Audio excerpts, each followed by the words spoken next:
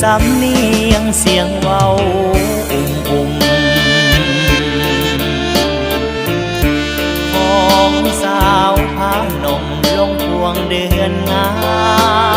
ยน้องส่งเสียงลาทั้งว่าจาเมื่อยามเข็นฟ้ายตำแผ่เอาไว้หลายเป็นผลงานยามสาดต้องการ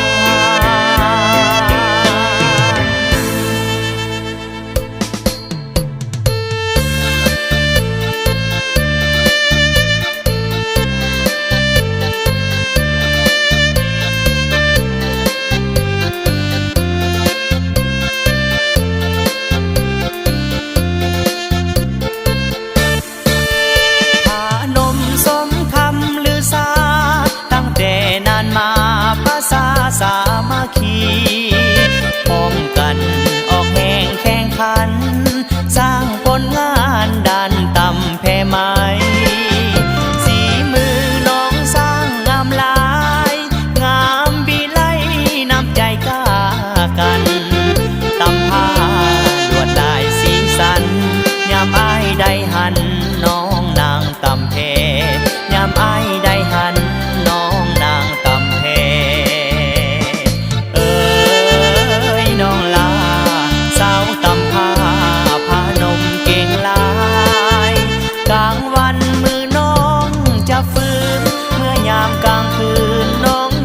จับลาเข็นฝ้ายตั้งหลายห้อยในให้อายช่วยแห้งแด่คนดีเข็นฝ้ายสามัคคีได้บ่น้องเอ่ย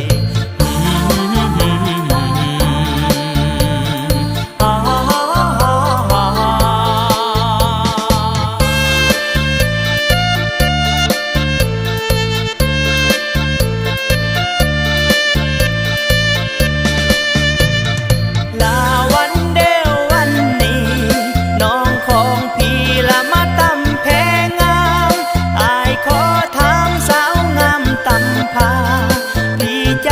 ลาขอแม่งใจน้องเอ๋ยเอ๋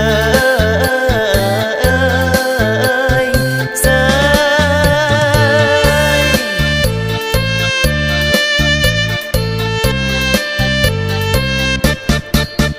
ฝากใจ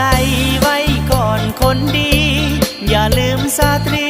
แห่งพลทหารน้องจงสร้างผลงานไว้อย่าลังเลใจน้องเอ๋ยน้องนางดูมันเหมือนเคยเด้อคนดีสำเร็จหน้าที่แล้วอายจะมามั่นหมายสิ้นสุดพันธะเมื่อใดหากมีเงินไขจะมาแต่งงาน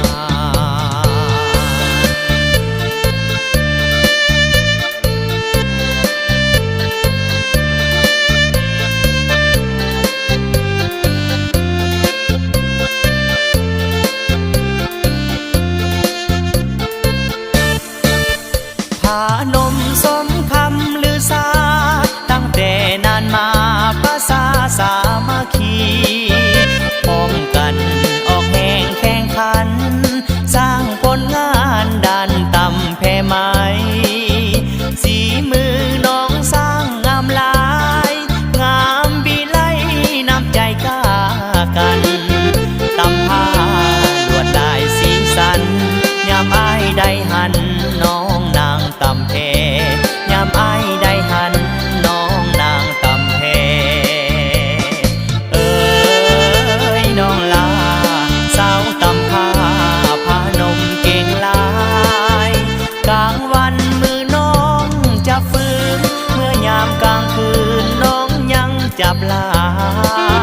เข็นฝ้ายตั้งหลายห้อยในให้อายช่วยแห้งแด่คนดีเข็นฝ้ายสามัคคีได้บ่น้องเอ๋ย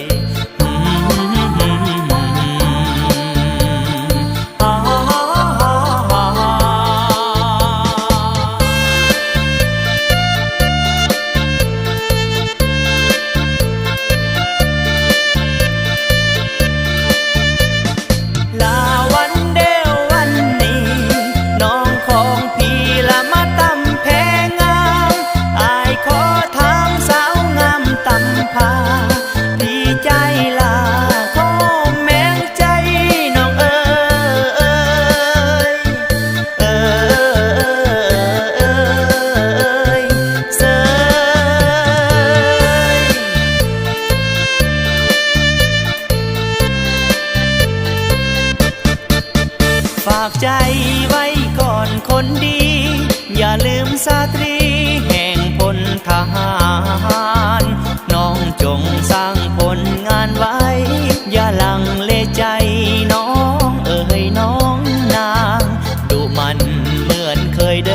คนดีสำเร็จหน้าที่แล้วอายจะมามั่นหมายสิ้นสุดพันธะเมื่อใดหากมีเงื่อนไขจะมา